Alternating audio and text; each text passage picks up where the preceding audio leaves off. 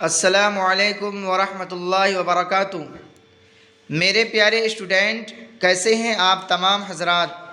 امید کرتا ہوں کہ آپ تمام حضرات خیر و عافیت سے ہوں گے۔ میں منور حسین آپ تمام حضرات کو اپنے ہی YouTube channel Urdu with M H میں خیر مقدم کرتے ہیں، خوش آمدید کرتے ہیں۔ اسٹوڈنٹ، جیسا کہ آپ حضرات کو معلوم ہے کہ اس سے پہلے والے سبق یعنی سبق نمبر 4 میں آپ حضرات کو انشائیہ کیا ہے، جس کے رائٹر یعنی مصنف ہیں وزیر آغا، اس کے بارے میں آپ حضرات کو پڑھا چکا ہوں، اور آج جو پڑھانے جا رہا ہوں وہ ہے آپ کا ہجرت، جس کے رائٹر یعنی مصنف ہیں احمد جمال پاشا۔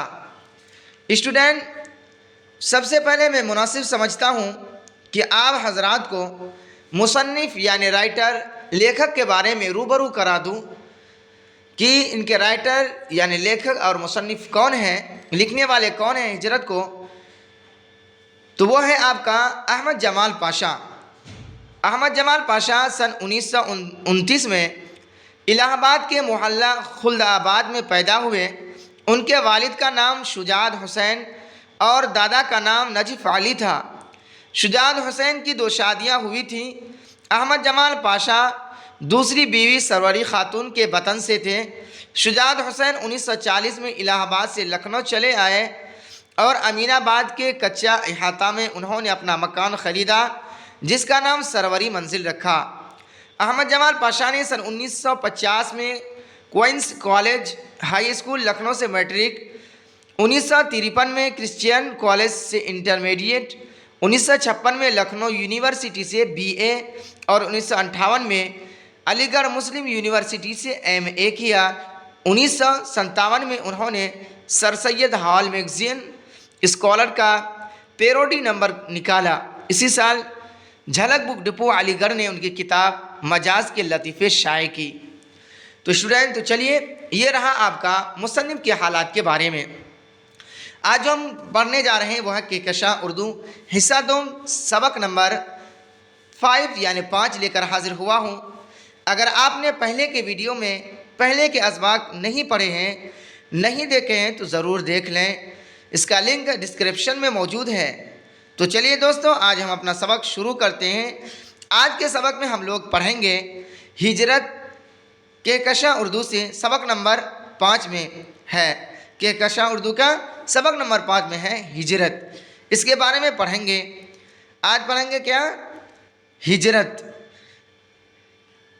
اسٹوڈنٹ، یہ ہے آپ کا سبجیکٹیو کوشچن۔ اس سے پہلے آپ حضرات کو میں آبجیکٹیو کوشچن پڑھا چکا ہوں، اور آپ حضرات کا یہ بار بار ریکویسٹ رہا ہے کہ سر آپ صرف آبجیکٹیو پڑھاتے ہیں، سبجیکٹیو نہیں پڑھاتے ہیں۔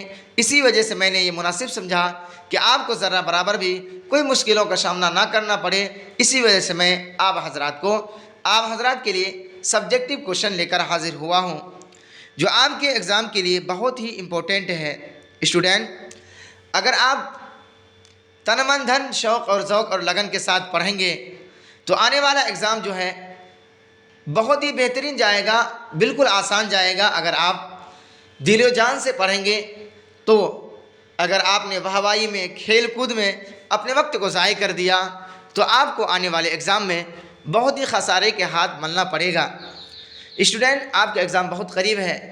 وہ وقت چلے گیا کہ آپ اپنے وقت کو کھیلنے اور کودنے میں لگاتے تھے، لیکن اب وقت نہیں ہے۔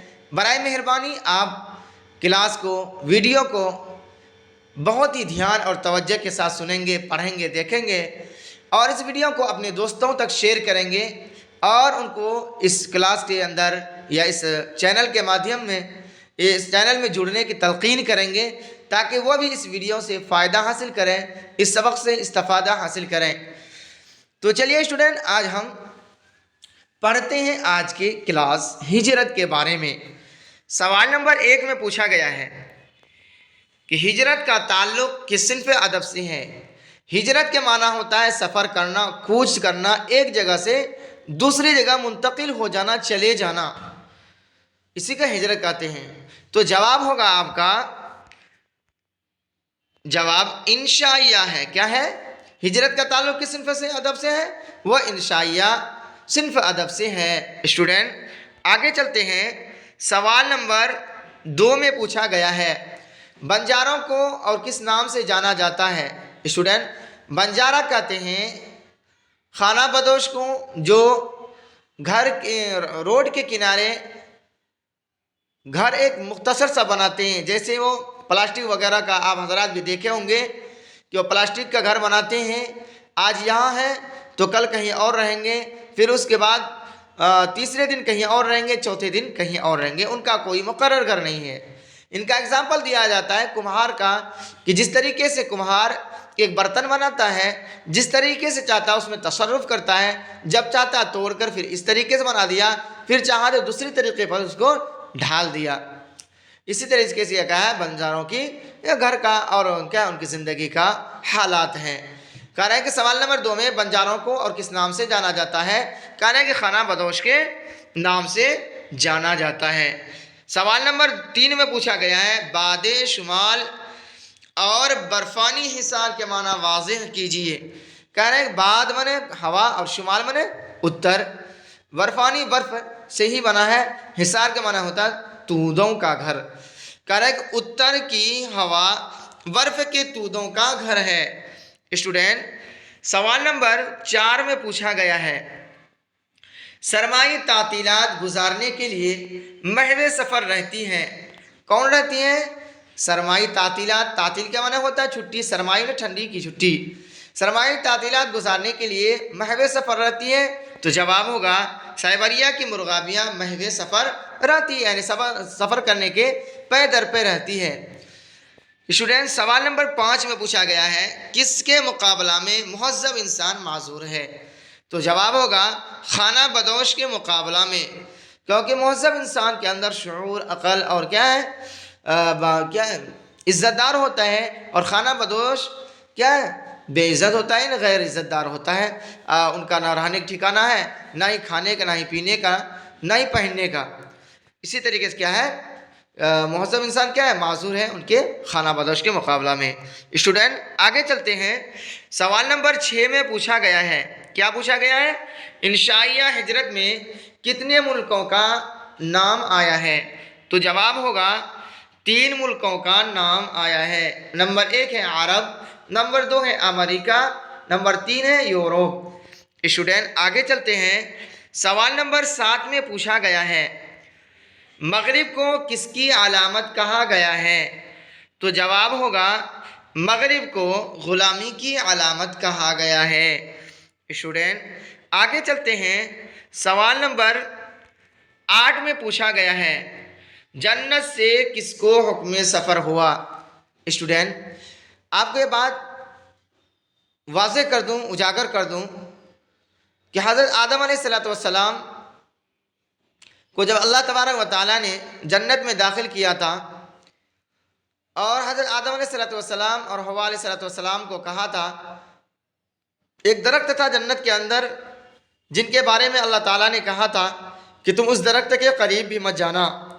شیطان جن کو اللہ تعالیٰ نے حضرت آدم علیہ السلام کی وجہ سے جنت سے نکالا تھا، یعنی انہوں نے حضرت آدم علیہ السلام کو سجدہ کرنے سے انکار کیا تھا، تو اللہ تعالیٰ نے ان کو جنت سے نکال دیا تھا۔ انہوں نے وعدہ کیا تھا کہ اللہ تعالیٰ جن کی وجہ سے آپ ہمیں جنت سے نکالتے ہیں، میں بھی آپ کے بندے کو بھٹکا کر اس کو جنت میں جانے نہیں دوں گا۔ تو اسی طریقے سے شیطان نے حضرت آدم علیہ السلام اور حضرت حوا علیہ السلام کے دلوں کے اندر وسوسہ ڈالا تھا کہ تم اس درخت کے قریب جاؤ گے، اس درخت کے پھل کھاؤ گے تو تم اللہ تعالیٰ کے زیادہ قریب ہو جاؤ گے۔ چنانچہ حضرت حوا علیہ السلام نے حضرت آدم علیہ السلام سے کہا کہ چلو ہم اس درخت کے قریب جائیں گے اور اس درخت کے پھل کھائیں گے تو کیا ہے اللہ تعالیٰ سے ہم زیادہ قریب ہو جائیں گے۔ تو وہ دونوں گئے تھے اور اس درخت کے پھل کھائے، جس کی وجہ سے وہ دونوں ننگے ہو گئے تھے اور ان کو قضاء حاجت ہوئی تھی، یعنی ان کو ٹوائلٹ کرنے کی حاجت ہوئی تھی۔ تو اللہ تعالیٰ نے ان سے کہا تھا کہ جاؤ، یہ جنت ٹوائلٹ کرنے کی جگہ نہیں ہے، جاؤ دنیا میں چلے جاؤ۔ تو وہی کیا ہے حضرت آدم علیہ السلام کو جنت سے حکم سفر ہوا تھا۔ اسٹوڈنٹ آگے چلتے ہیں، سوال نمبر 9 میں پوچھا گیا ہے انسان کی آخری ہجرت کون سی ہے؟ تو جواب ہوگا موت کو آخری ہجرت کہا گیا ہے۔ کیا ہے، انسان جب اس دنیا سے ہجرت کر کے آخرت میں چلے جائے گا تو دوبارہ دنیا کے اندر آنا نہیں ہوگا۔ جو انسان مر جاتا ہے تو پھر وہ اس دنیا کے اندر دوبارہ نہیں آتا ہے۔ اسٹوڈنٹ آگے چلتے ہیں، سوال نمبر 10 میں پوچھا گیا ہے وزیر آغا کب پیدا ہوئے؟ تو جواب ہوگا وزیر آغا 1922 میں پیدا ہوئے۔ اسٹوڈنٹ آگے چلتے ہیں، سوال نمبر 11 میں پوچھا گیا ہے وزیر آغا کس گاؤں میں پیدا ہوئے؟ تو جواب ہے گودرا وزیر کوٹ میں پیدا ہوئے۔ سوال نمبر 12 میں پوچھا گیا ہے انشائیہ کیا ہے؟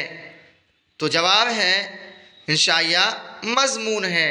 اسٹوڈنٹ آگے چلتے ہیں، سوال نمبر 13 میں پوچھا گیا ہے وزیر آغا کی 2 انشائیہ کا نام بتائیے۔ تو جواب ہے نمبر 1 چوری سے یاری تک، نمبر 2 دوسرا کنارہ۔ اسٹوڈنٹ یہ رہا آپ کا آج کا سبجیکٹیو کلاس۔ میں نے آپ حضرات کو 13 سبجیکٹیو کوشچن پڑھایا۔ اگر آپ حضرات کو اچھا لگا ہو یہ ویڈیو یا آج کی یہ کلاس تو اپنے دوستوں میں شیئر ضرور کریں۔ اگر کوئی نیا اسٹوڈنٹ ہو یا نیا دوست ہو تو وہ سبسکرائب کریں اور بیل آئیکن کو دبانا نہ بھولیں تاکہ نوٹیفیکیشن ان کو ملتا رہے، نئے نئے ویڈیو سے وہ استفادہ حاصل کرتا رہیں۔ چلیں اسٹوڈنٹ آج ہم آج کے اس کلاس کو یہیں مکمل کرتے ہیں۔